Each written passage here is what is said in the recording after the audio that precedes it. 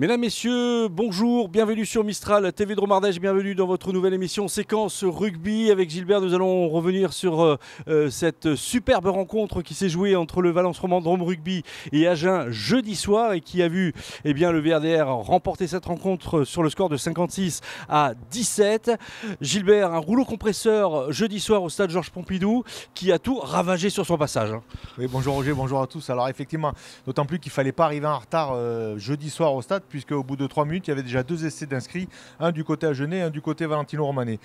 Donc on savait que ça risquait d'être un match piège face à ces Agenais qui étaient classés 3e, juste devant nous, à un petit point. Et puis derrière, le staff agenais avait pris la décision de mettre au repos quelques cadres. Donc ce qui a réussi au Valence Romandrome Rugby et ce qui n'enlève surtout pas la qualité de jeu qu'ils nous ont fourni durant toute la rencontre au niveau des damiers. Puisque malgré une infériorité numérique suite au carton orange sur Vachon, derrière, Valence Roman a même repris l'avantage au score. Et derrière, on voit le résultat, 56-17 pour les Valentino Romanè, avec 7 essais à la clé, dont un triplé de Marco Pena, avec un très bon travail de tous les avants Valentino Romanè. Alors oui, Gilbert, tu fais bien de le souligner, il y a eu 2 faits de jeu sur ce match, 2 cartons orange, donc des sorties de 2 fois 20 minutes, une en première mi-temps pour le VRDR et une en seconde mi-temps pour Agen. Mais on a remarqué quand même que se retrouver 14 contre 15, ça n'a pas empêché le VRDR d'être solide défensivement, de contrer l'armada agenaise et d'inscrire des essais. Oui, surtout qu'on sait, que tu viens de le dire, quand même c'est difficile de jouer en infériorité numérique. Et derrière, on a vu une solidarité incroyable au niveau des Valentino Romanè. Ils ont resserré les rangs, ils ont même réussi à reprendre l'avantage au score en infériorité numérique. Et derrière, ils n'ont rien lâché, une solidarité extraordinaire entre tous les joueurs, une cohésion. Et surtout, cette maturité, comme l'a dit Fabien Fortassin, cette maturité qui arrive dans ce club et dans cette équipe, dans ce groupe. Et on voit les résultats aujourd'hui qui portent ses fruits. Allez, on va, si tu veux bien, Gilbert, chers téléspectateurs, regardez le résumé de ce match incroyable. A tout de suite. Voilà, Gilbert, tout débute rapidement dans ce match et dès la première minute, Agen inscrit le premier essai de la partie par Delmotte et transformé par Lavie. Agen mène sur le score de 7-0. Réponse du Berger à la Bergère, 3 minutes plus tard, Marco Pena inscrit les premiers points du VRDR. L'essai ne sera pas transformé. VRDR 5, Agen 7. Un très bon mouvement des avants après une touche et c'est Marco Pena qui prend les clés du camion et qui inscrit ce premier essai, Valentino Romanè.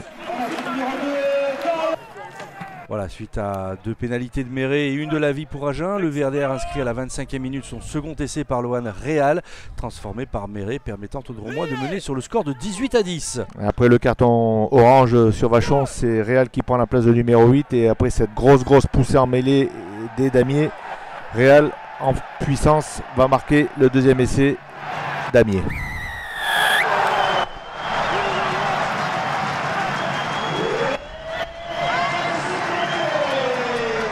On joue la 31e minute de jeu et Agen réduit le score sur cet essai de Omar Odishvili, transformé par Lavie. Agen revient à 1 point des damiers sur le score de 18-17.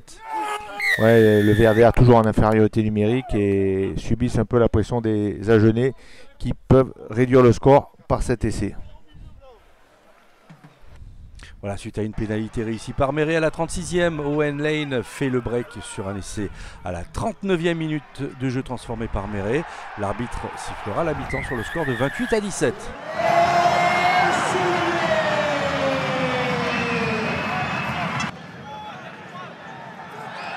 Au retour des vestiaires, Marco Pena inscrit son doublé transformé par Méré, permettant à son équipe de mener sur le score de 35-17. Encore un essai d'avant. On les sent à l'aise contre cette équipe d'Agenaise et c'est Marco Pena qui marque cet essai Valentino Romanè. Marco Pena récidive une 3e fois à la 47e minute. Gilbert sur ce nouvel essai transformé par Méré. VRDR 42, Agen 17. Oui, toujours ce mol bien organisé après cette touche et c'est Marco Pena qui, je crois, marque son premier triplé de la saison.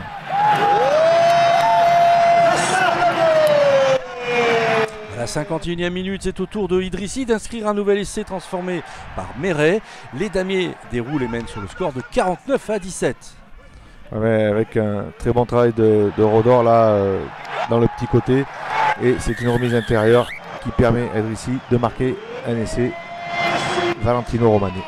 Enfin, à la 58e minute de jeu, Thomas Luzero enfonce le clou. Gilbert sur cet essai transformé par Méré, permettant aux Damiers de remporter cette rencontre sur le score de 56-17. Oui, après un très bon départ de Boli et Luzero qui vient redoubler et qui marque un coin. Voilà, chers téléspectateurs, voilà Gilbert, en tous les cas, ce résumé qu'on vous a concocté. Ce match, Gilbert, restera dans les annales du Valence Roman Drôme Rugby. Après cette victoire à Béziers, finalement, ils remettent ça ici au stade Georges Pompidou en battant Agen. Donc ça confirme les objectifs du club de se qualifier. Donc aujourd'hui, ils sont 3e devant Agen. Ils resteront 3e après cette journée parce qu'a priori, même avec des bonus offensifs, les équipes qui doivent jouer ce soir ne pourront pas rattraper le Valence Roman Drôme Rugby au classement.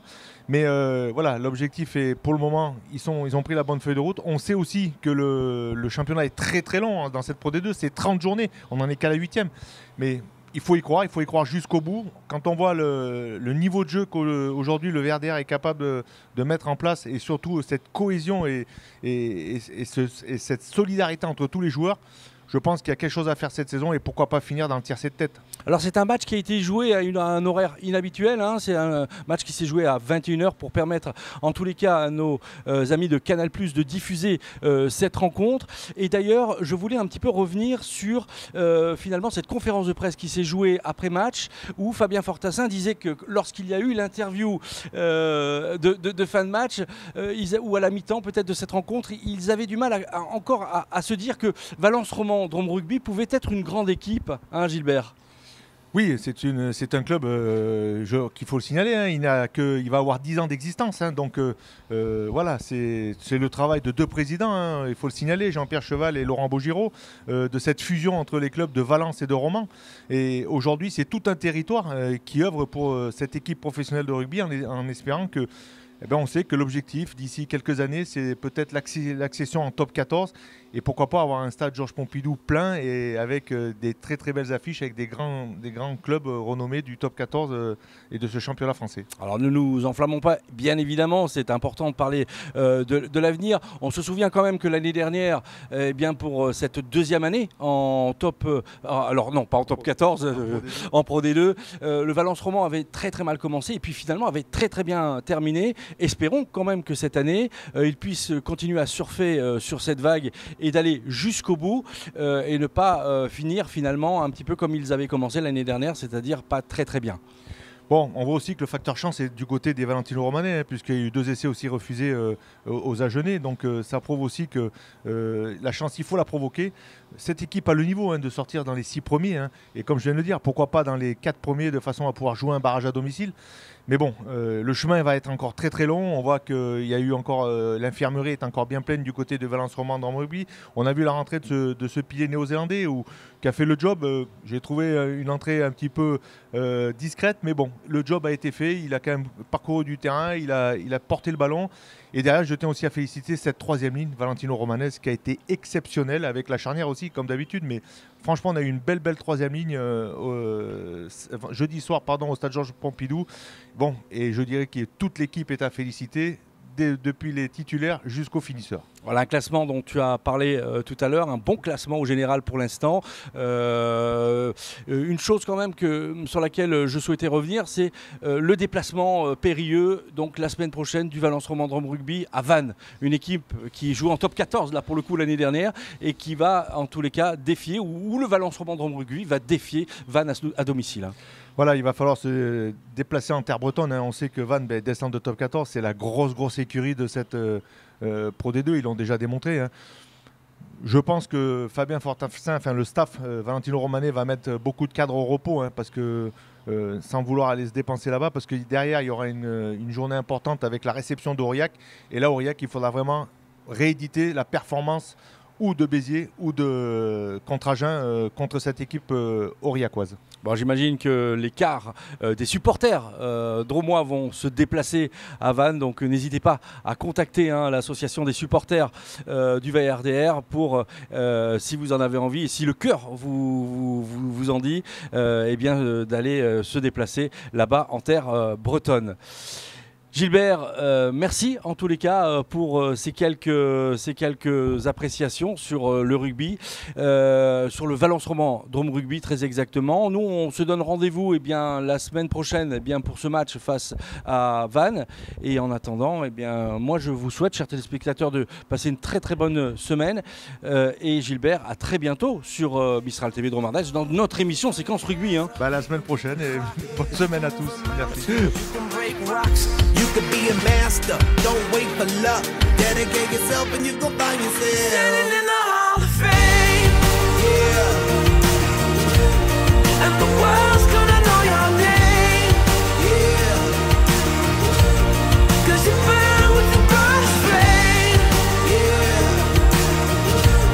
And the world's gonna know your name. Yeah. And you'll be on the walls of the Hall of Fame. You can go the distance, you can run the mile, you can walk straight through hell with a smile. You could be